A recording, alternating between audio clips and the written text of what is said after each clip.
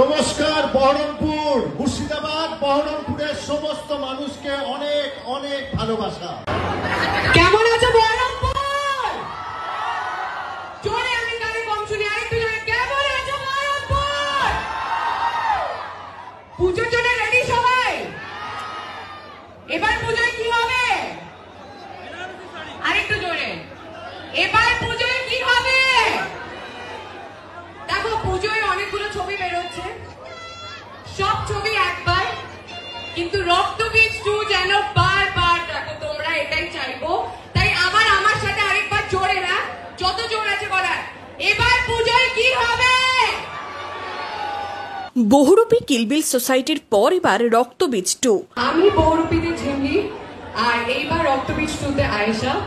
আমার চরিত্রটা একদম একটা চমক, তো আমি আমার চরিত্র নিয়ে খুব একটা কিছু বলবো না, কিন্তু এটুকু বিশ্বাস রাখি যে তোমরা সব ছবি দেখো, কিন্তু রক্তবীজ 2-কে একবার সুযোগ দিন পুজোর সময়। রক্তবীজ 2 এর প্রমোশনে বহরমপুরের চাঁদের হাট। রবিবারের জমজমাটি সন্ধ্যায় বহরমপুরে হাজির অভিনেতা অঙ্কুশ কৌশানী, পরিচালক শিবপ্রসাদ মুখোপাধ্যায় থেকে প্রবীণ অভিনেতা প্রদীপ ভট্টাচার্য, সাথে রক্তবীজ 2 এর পুরো টিম। আগামী 26শে সেপ্টেম্বর মুক্তি পাবে রক্তবীজ 2।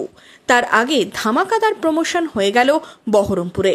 রক্তবীজ 2 এর জার্নি শুরু হয়ে গেল। এবার 26শে সেপ্টেম্বর রিলিজ করছে রক্তবীজ 2।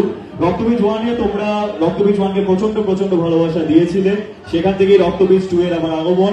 এবং সেখানে মনির আলমের ওই ছোট্ট ওইটুকু চরিত্র এবং গোবিন্দ দাঁত মাজে না ওই একটা গান, আর তার সাথে ছোট্ট একটা ক্যামিও লাস্টে, সেখান থেকে তোমার অনেক ভালোবাসা পেয়েছি আমি। সেখান থেকেই রক্তবীজ 2 এর শুরু, আর সেখান থেকেই মনির আলমের জন্ম।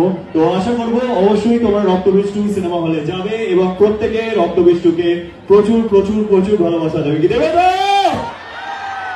টলিউডের এক ঝাঁক তারকাকে দেখতে এদিন সন্ধ্যায় বহরমপুরের এই মলের সামনে ভিড় ছিল চোখে পড়ার মতো। সাধারণ মানুষের বাঁধ ভাঙা উচ্ছ্বাস, কেউ হাত ছুঁয়ে, কেউ সেলফি নিলেন প্রিয় তারকাদের সাথে।